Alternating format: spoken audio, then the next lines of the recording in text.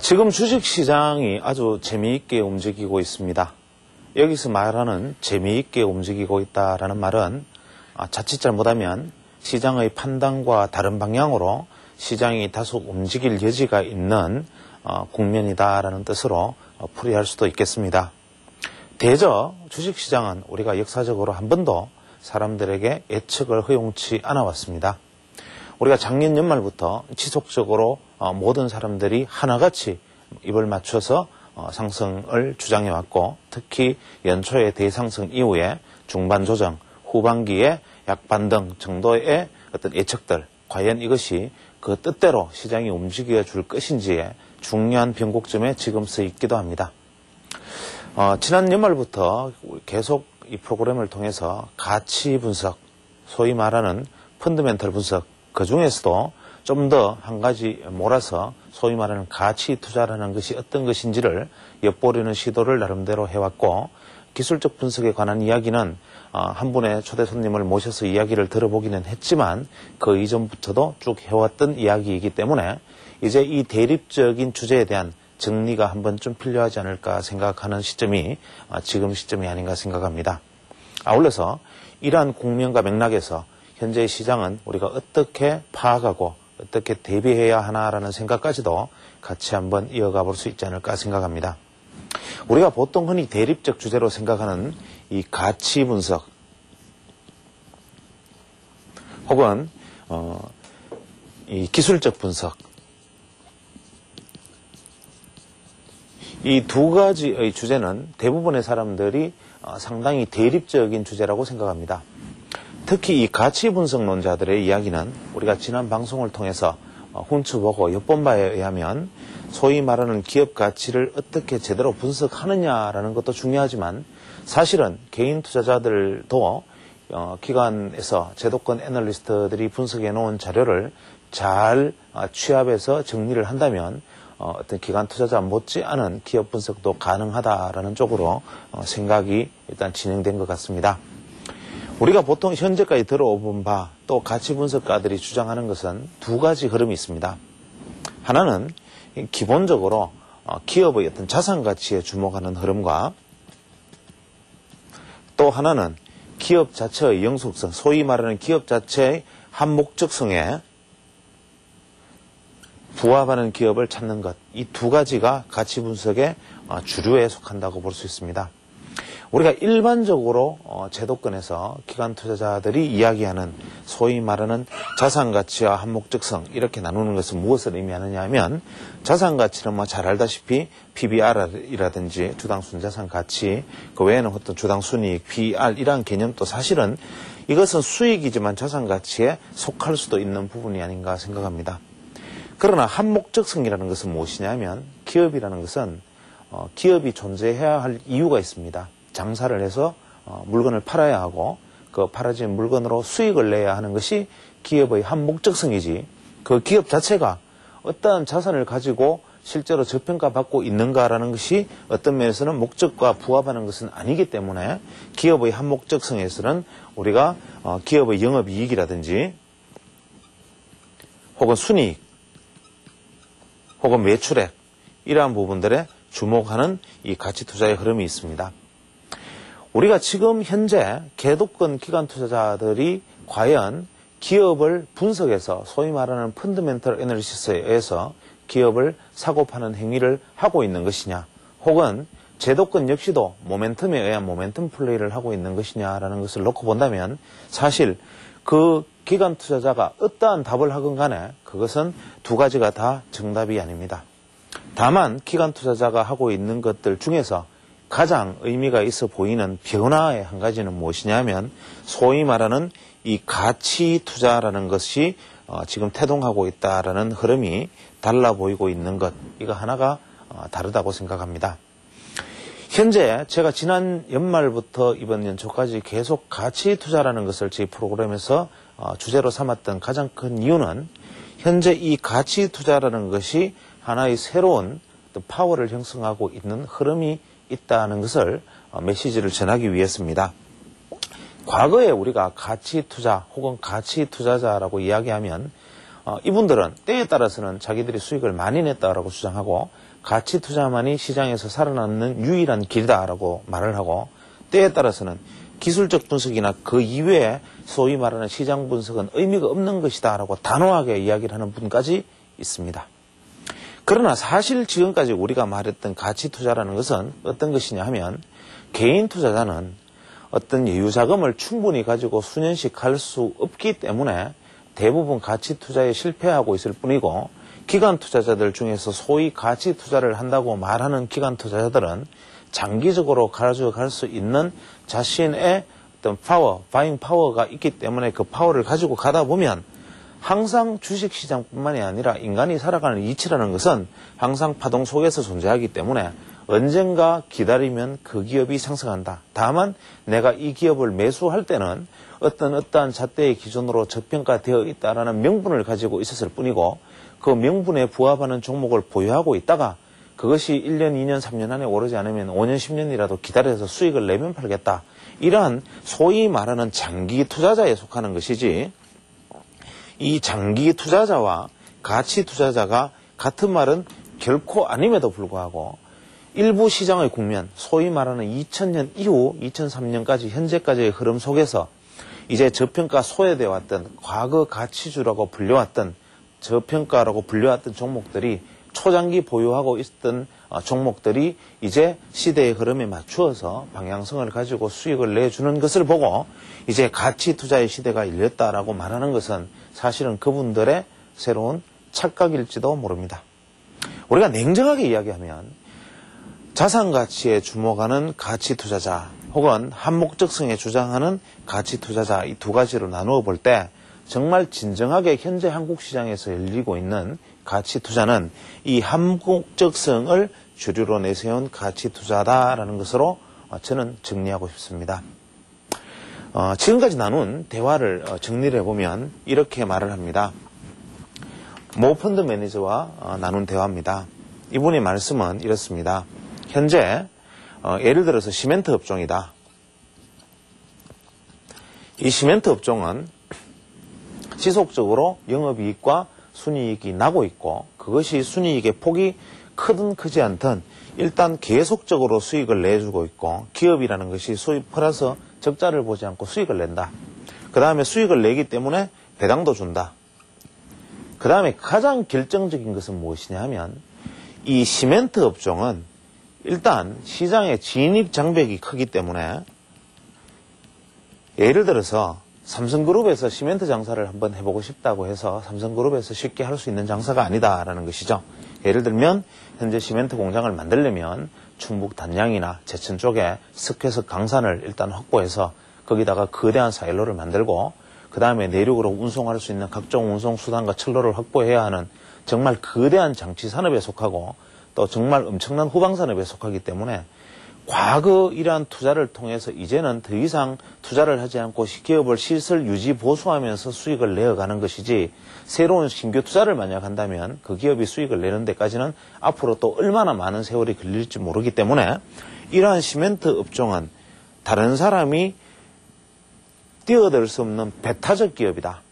또 이 시멘트 업종은 예를 들어서 중국산과 같은 사구려 물건이 들어온다 하더라도 걱정할 필요가 없다. 이유는 시멘트 한 포대의 가격으로 보아서 그것을 운송하는 비용은 막대하고 또 그 막대한 운송비를 부담하면서까지 먼 거리를 물류 이동한다면 시멘트라는 것은 생산비라는 것은 큰 의미가 없는 것이다.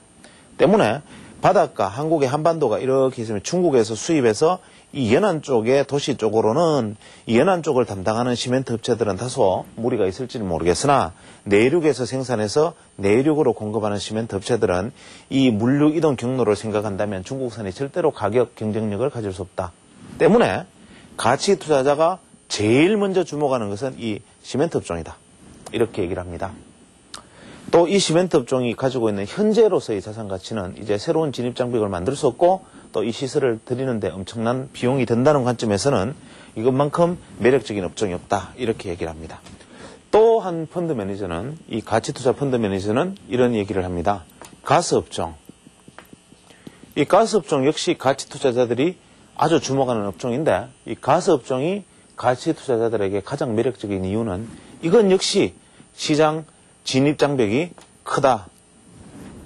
이렇게 얘기를 합니다. 이유는 가스 저장 탱크를 하나 만드는데 최소 5천억이 들기 때문에 이 역시도 이미 장치된 기업에서 그동안 감가상각을 끝내고 수익을 만들어낼 수 있는 종류의 물건이지, 누군가가 새로 시장에 뛰어들면 이 탱크 2개만 만드는데 1조 원이라는 돈을 투자해서 개섭에 뛰어들어야 하기 때문에 이건 역시도 더 이상의 진입 장벽이 존재하지 않고 인간은 영원히 에너지를 사용해야 하기 때문에 이것은 영원한 가치 투자자의 어떤 매력적인 투자처다, 이렇게 이야기합니다.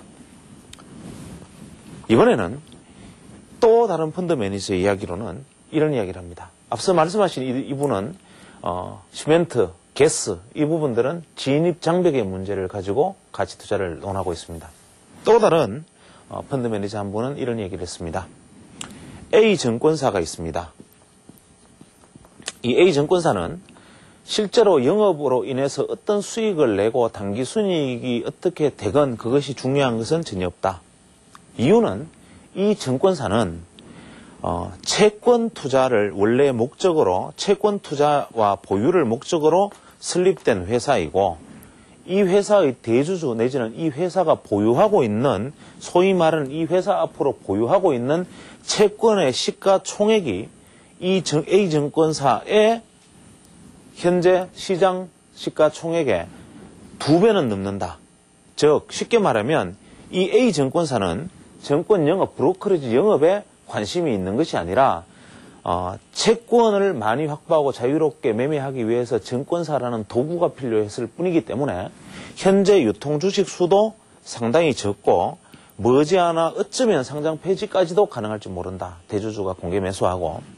이래서 이러한 어떤 자산을 가지고 있는 이 증권사의 자산만 하더라도 현재 시가총액보다 몇 배는 주가가 올라가야 되기 때문에 이 증권사를 가치 투자자의 입장에서 주목하고 있다. 이런 얘기를 했습니다. 이것은 무엇이냐면 소위 말하는 자산 가치라는 것에 주목을 한 것입니다.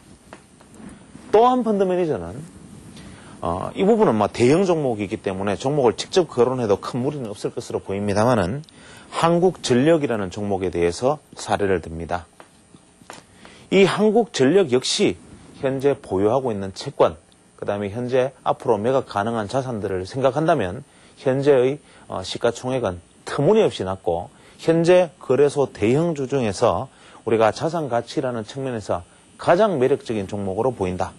비록 이 한국전력은 대부분의 제도권 애널리스트의 입을 통해서 수급에 있어서 원가는 즉각 반영이 되지만 실제로 가격은 정부의 통제하에 놓여 있어서 이 종목에 대해서 매력이 없다라고 모든 사람들이 생각하고 있음에도 불구하고 이 한국전력이 가지고 있는 이 자산의 가치에 대한 매력 때문에 벌써 3년 이상 한국전력을 대량 보유하고 있고 기회가 온다면 더 많은 물량을 보유할 생각이다. 이렇게 얘기를 했습니다. 여기서 더 말을 할 수 있거나 거론을 할 수 있는 종목들은 많지만 우리는 여기에서 하나의 어떤 맥을 잡을 수 있습니다. 과거 우리가 소위 말하는 가치 투자라고 말해왔던 이 장기 펀드 매니저들, 장기 펀드를 운영하는 펀드 매니저 내지는 장기 펀드들은 결국 기다리면 번다라는 것을 실증한 사례에 속한다고 볼 수 있습니다. 우리가 기술적으로 볼 때 한국 주식시장은 이렇게 큰 폭의 어떤 박스를 형성하고 있었기 때문에 결국은 어떤 시점에서 샀다 하더라도 여기 있으면 사지만 않았다면 보유하면 결국 수익을 낸다라는 말과 다를 바가 없었음에도 불구하고 이 장기 펀드를 운영하는 가치 투자자들은 자신들의 투자 방법이 무조건 옳다라는 맹신에 빠져 있습니다. 그러나 또 다른 한 부류의 가치 투자, 새로운 가치 투자의 흐름이 형성되는 부류가 있습니다. 이것은 현재 미국의 영향을 대단히 많이 받아서 출발한 것인데 쉽게 말하면 기업이 가지고 있는 한목적성의 가치에 주목하는 가치 펀드들을 의미합니다. 이 사람들은 어떤 관점에서 운용을 하느냐 하면 영업이익 증가율, 순이익 증가율, 매출액 증가율에 관심을 가집니다. 최소 2에서 3분기 이상의 순이익이 지속적으로 20%, 25%, 30%씩으로 계속 순이익이 증가율이 높아지고 매출액 증가율이 많아지고 영업이익 증가율이 많아지는 종목들을 골라야 한다라고 얘기합니다. 이 사람들이 말하는 가치라는 것은 그것이 가지고 있는 자산 가치뿐만이 아니라 극단적인 경우에는 PER, 쉽게 말하는 가치 투자자들의 전유물로 사용되는 이 PER, 주당 순이익 비율까지도 무시하고 접근할 수 있다. PER이란 시장이 그것을 반영한 결과에 지나지 않는다. 실제로 그것은 우리가 투자의 잣대가 아니라 이미 투자를 한 것의 결과에 나타나는 수치에 불과하기 때문에 PER은 아무런 의미가 없다라고 주장하면서 쉽게 말하면 고퍼주마저도 가치주다라는 주장으로 새로운 시각으로 가치 투자에 접근합니다. 이렇게 되면 보통 가치 투자자라고 말하는 이 기관 투자자들의 가치 투자의 행태나 일반적으로 펀더멘탈 분석, 시장이 앞으로 어떻게 좋아지고 경기가 어떻게 되고 어떤 종목이 앞으로 어떠한 시장이 어떤 기업들이 혜택을 볼 것이고 어떠한 기업들이 돈을 좀 더 많이 벌 것이고 시장의 인기를 끌겠다라는 것을 바라보는 소위 말하는 일반적인 제도권 펀더멘털 분석의 툴이나 이 가치 투자자의 툴이나 이제는 크게 다르지 않아서 이제는 자칫 보면 제도권의 매매의 의사결정에는 거의 대부분이 이제 이런 어떤 자산가치 한목적성 부분들이 혼재해 있는 양상을 보여주고 있습니다. 이 말은 어느 쪽에 유리한 것이냐 하면 과거 제도권 증권사들 혹은 제도권의 어떤 펀드 매니저들이 가지고 있던 어떤 방식들에 현재의 가치 투자자의 바람이 불어서 더 유리해진다는 의미가 아니라 소위 말하는 가치 투자를 주장하는 사람들이 소수에 있다가 이제 이 가치 투자를 주장하는 사람들의 의견이 소위 말하는 힘을 얻는 국면에 지금 들어서고 있다. 이런 의미로 받아들일 수가 있습니다. 항상 주식시장은 새롭게 시장하는 것이 주목받게 마련입니다.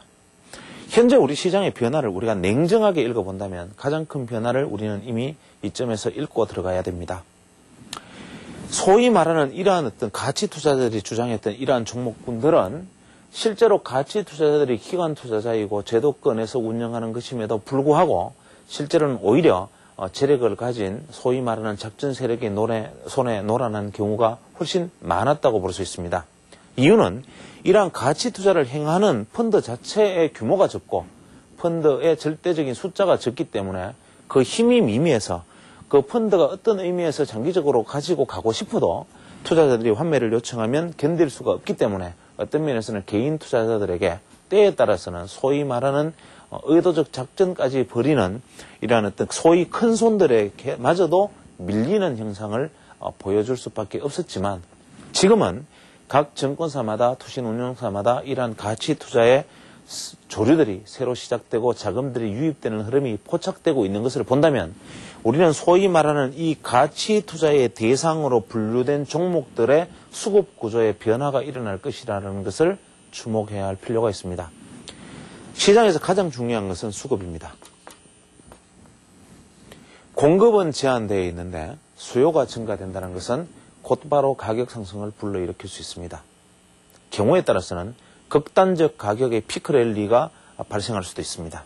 이유는 대부분 이러한 종목들이 대상으로 되는 종목들은 유동 주식 수가 적고 또 실제로 시가총액도 그리 크지 않기 때문에 만약에 자금과 수요가 이쪽으로 집중된다면 의외로 장기적인 시장의 상승을 이끌어낼 수도 있는 하나의 발화점이 될 수도 있다는 점을 우리는 여기서 캐치하고 잘 읽고 있어야 됩니다. 때문에 만약에 소위 말하는 기술적 분석, 가치 분석, 그 외 시장 분석, 주식 투자라는 것에 대해서 크게 자신이 없고 만약에 조금 느긋하고 내게 여유 자금이 좀 있는 분이라면 이러한 가치 분석의 대상이 되고 있는 종목들에 대한 관심을 이제 집중적으로 기울여야 할 시간이 지금 도래했다.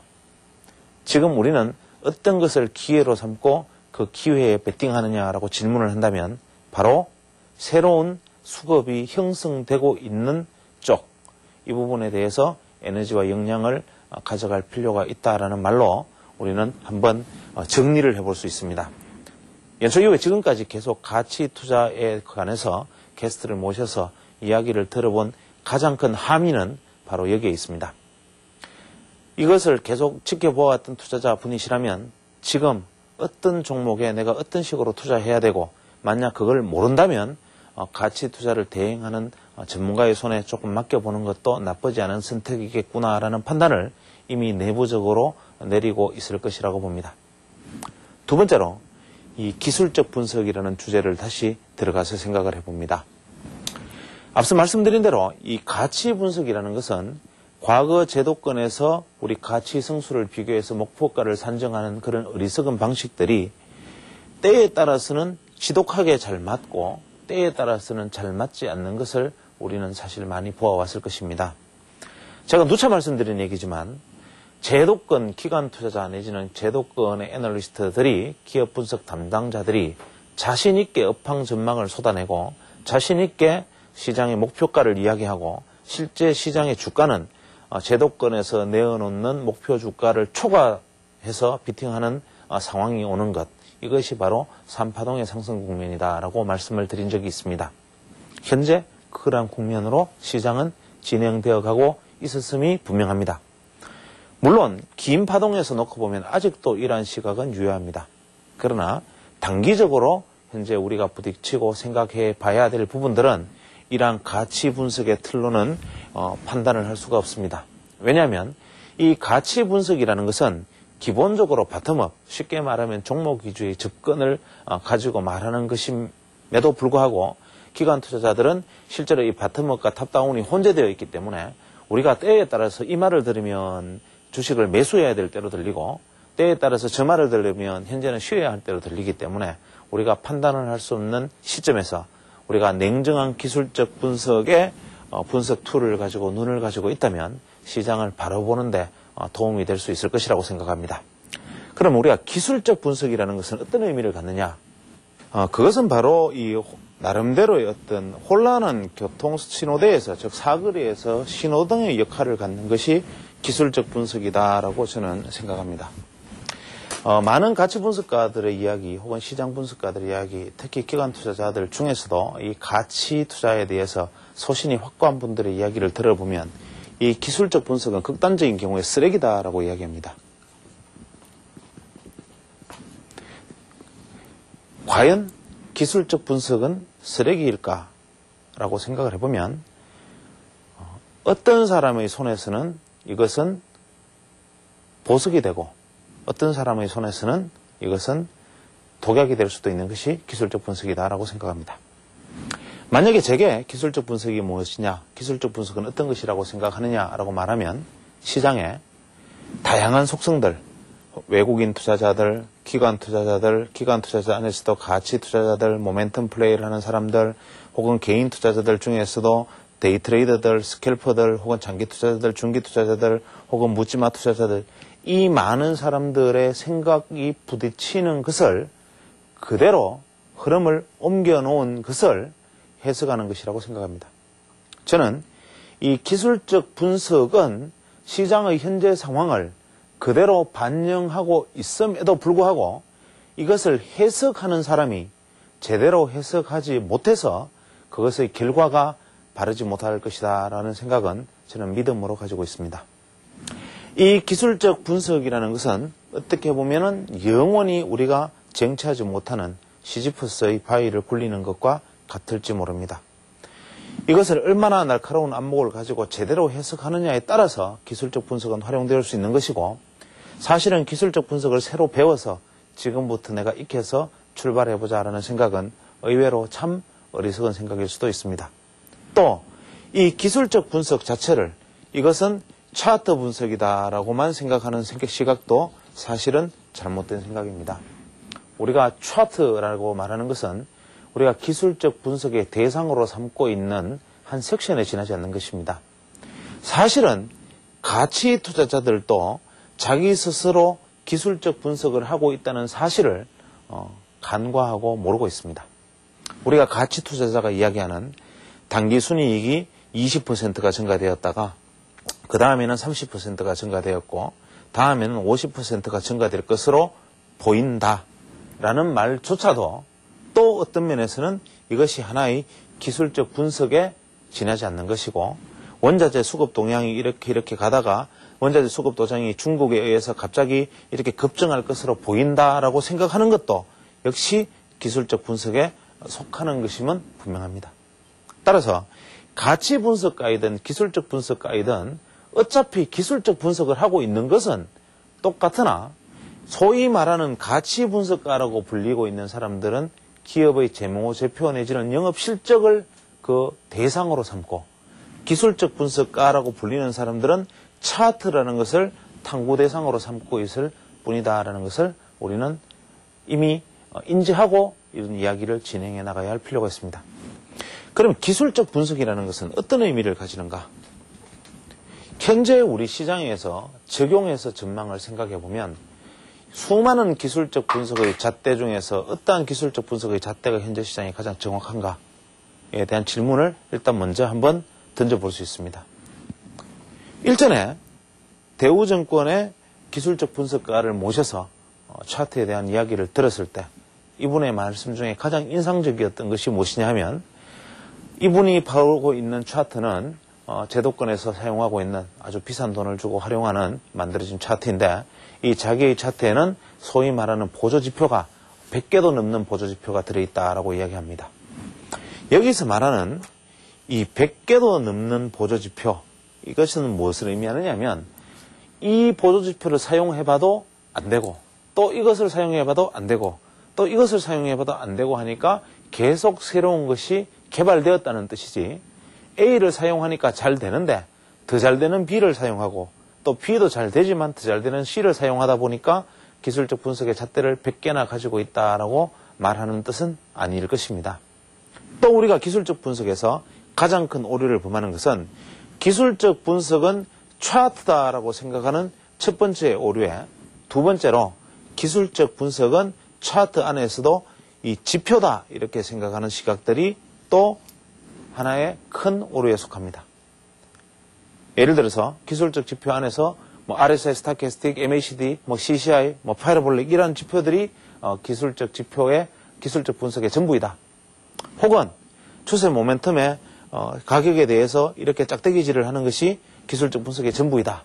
이렇게 생각하는 이 시각들은 또 기술적 분석이라는 하나의 어떤 이 사과의 과일의 앞면만, 또 누구는 뒷면만, 누구는 윗면만, 누구는 아랫면만 보고 있는 것에 다름 아닙니다. 가치 분석가가 자기가 보고 있는 것이 자산 가치를 보고 있는 것이고, 자기가 보고 있는 것이 영업이익 증가율을 보고 있는 것이고, 자기가 보고 있는 것이 수급을 보고 있는 것이고, 자기가 보고 있는 것이 M&A를 보고 있는 것이다. 또 기술적 분석가는 가치 분석가를 폄훼하고, 가치 분석가는 기술적 분석가를 폄훼하면서 기술적 분석은 의미가 없다라고 이야기하지만, 그것이 바로 기술적 분석의 한 요소임을 모르고 있는 것. 기술적 분석가는 기술적 분석가대로 파동이면 파동, 일목균형표면 일목균형표, 보조지표면 보조지표, 모멘텀이면 모멘텀, 추세선이면 추세선, 이것이 시장을 바라보는 전부이다라고 생각하는 것. 이것이 바로 이 양자가 가지고 있는 시장 분석의 한계를 말하는 것이라고 볼 수 있습니다. 저는 다시 말씀드리지만 시장의 분석에는 한 가지 잣대를 가지고 시장을 재단하고 평가할 수 없습니다. 우리가 사람을 진찰을 하면 어떤 사람의 혈압을 재어서 혈압이 120에 80이다. 이 사람은 건강하다. 이렇게 말을 할 수가 없습니다. 비록 혈압은 정상이라 하더라도 뱃속에 암이 자라고 있을 수도 있죠. 또 어떤 사람을 두고 내시경을 해서 위가 깨끗하기 때문에 이 사람의 건강 상태는 훌륭하다. 이렇게 말하는 것도 얼마나 어리석은 일인지는 자명한 사실입니다. 이렇듯이 우리가 어떠한 것을 바라볼 때 이 사람이 예를 들어서 사람이라면 사람이 소위게 말해서 건강한 사람이다. 혹은 병색이 있는 사람이다 라고 평가를 한다면 이 사람이 말하는 신은섭한 쉽게 말하면 몸, 얼굴, 말, 그 외 글, 이 모든 것들이 이 사람을 평가하는 잣대에 속하듯이 주식도 그것이 보여주는 여러 가지 요소들이 같은 평가를 가지고 여러 가지 잣대가 어울려서 바로 그 주식에 대한 평가와 가치에 대한 미래 책정이 가능한 것이라는 것을 우리는 알아야 합니다. 때문에 차트를 바라보는 사람이 차트만 바라보려는 편협한 눈, 가치 분석을 하는 사람들이 기업의 재무제표만 바라보고 있는 이 어리석은 생각들, 이러한 생각들을 다 같이 타파하지 않고는 시장은 우리는 냉정하게 바라볼 수가 없습니다. 예를 들어서 현재의 국면을 가지고 이 사례를 새로 한번 짚어보겠습니다. 현재 우리 주식시장은 기술적 분석가들이 바라볼 때 대단히 아슬아슬하고 위태위태한 국면에 처해 있습니다. 우리가 월봉상의 장기 차트를 보면 현재 우리 주식시장은 이러한 모습을 보여주고 있습니다. 즉, 현재의 시장 상황이 이 추세선 안에서 이 저점과 고점을 이루는 이 추세선 안에서 이 고점에 현재 지금 다가갔기 때문에 이것이 돌파를 하더라도 지지가 필요하고 여기서 실패를 한다면 아래쪽 하단 추세선까지의 하락 이후에 지지 후 반등이 필요하다라는 생각들로 기술적 분석가들의 생각은 몰려 있습니다. 예를 들어서 장기 차트상에서 현재의 어떤 860에서 900포인트 선을 돌파해서 저지지해서 계속 추가 상승을 해내던 혹은 밑으로 떨어져서 하단 지지선을 디디고 반등을 해내던 장기적으로 반등할 것이라는 믿음을 가지고 있습니다. 이 믿음의 원인이 어디에서 온 것인지는 모르겠지만 대부분의 사람들은 현재 이렇게 해서 이렇게 갈 수도 있다. 혹은 이렇게 해서 이렇게 갈 수도 있다라는 생각들은 하지 않고 있습니다.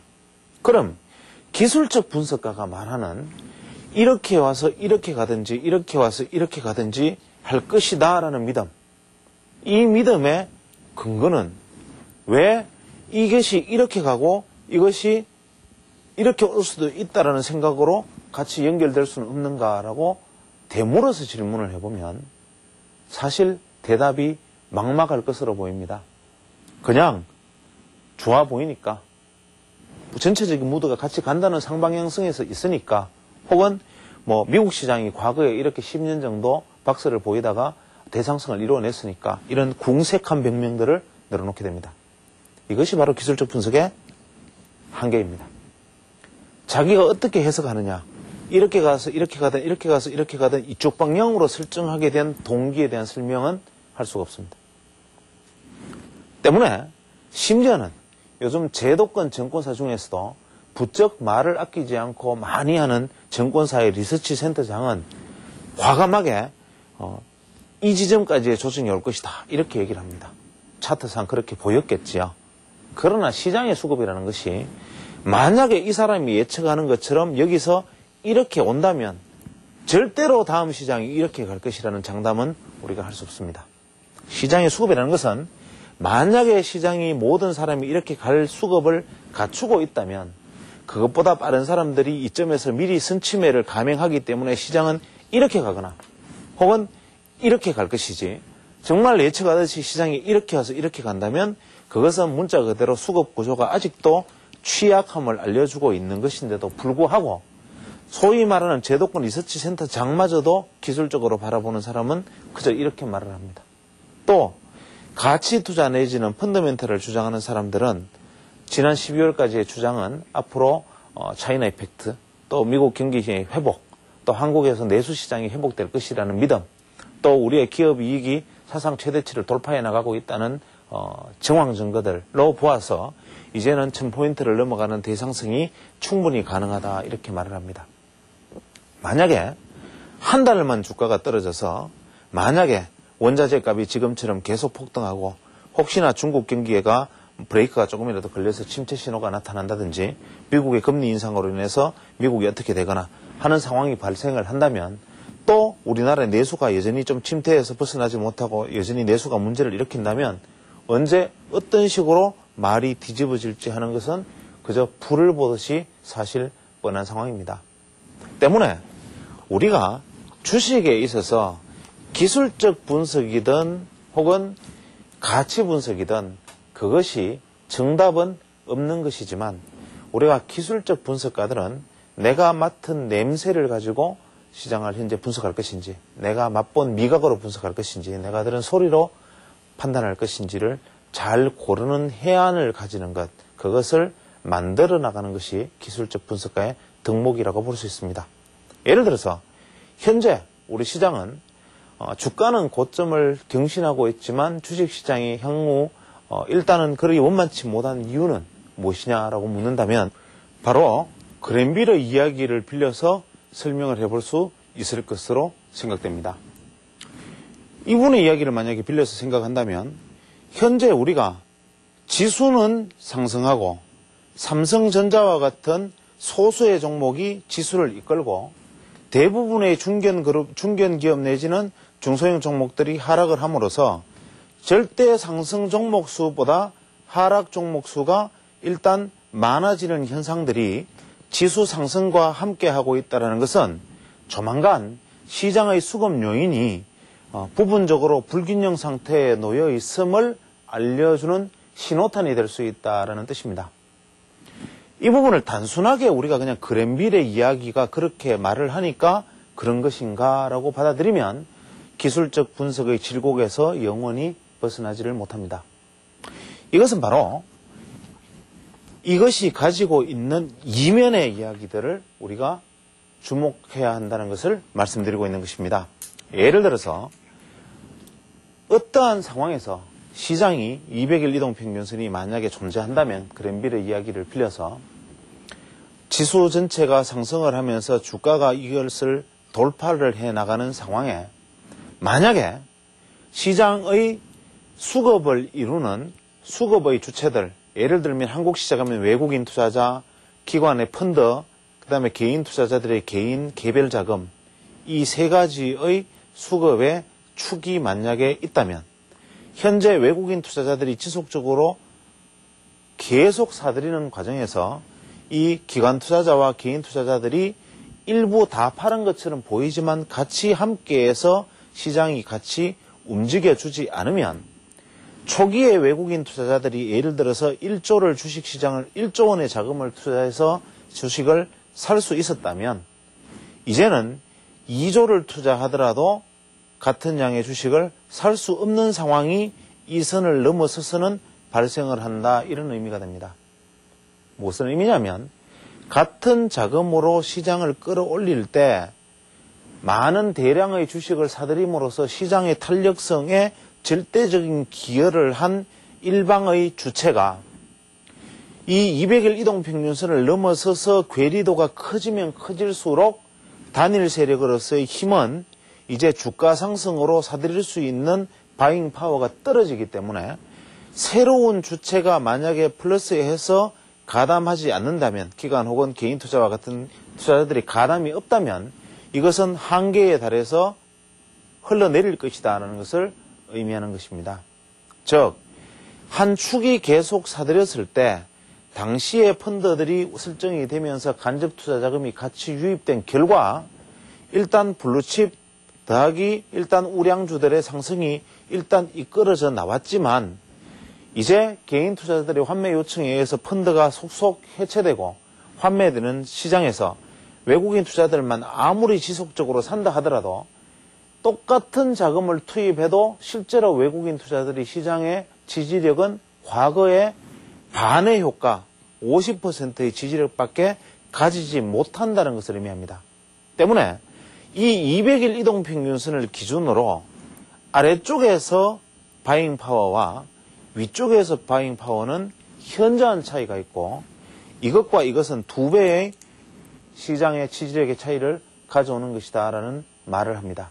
때문에 이때 주변에서 가치 상승 종목이 있다면 예를 들어서 개인 투자자들이 들어와서 증권주나 그 이외의 개인 투자 선호 종목 은행주들이 상승하고 기관 투자자들이 가치 우량 종목에 대한 상승을 이끌어내고 이러한 전체적인 시장의 어떤 지지 세력이 바탕이 되면 이것은 지지 이후에 반등이 일어나지만 만약에 그러한 상황이 되지 못하면 200일 이동평균선도 일단 무너뜨려서 다시 바잉 파워를 키워서 돌아가야 하는 시장으로 만들 수밖에 없다. 이것이 바로 그랜빌의 200일 이동평균선에 대한 이야기이고 이것이 바로 우리가 OBV 지표를 만들어내게 되는 어떤 기본적인 원리에 속하는 이야기이기도 합니다.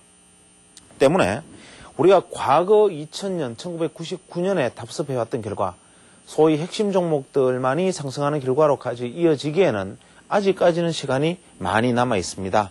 현재 200일 이동평균선을 중심으로 약 100%의 이격을 보일 때까지의 상승은 아직까지 충분히 멀었기 때문에 장기적으로 중장기적으로 기술적 분석이든 펀더멘털 분석이든 간에 주식시장이 장기적으로 상승세를 보인다는 것은 우리는 동의할 수 있는 이야기이지만 현재 단기적으로 상승 종목 수가 압축되는 현상은 그리 바람직한 현상이 아닙니다.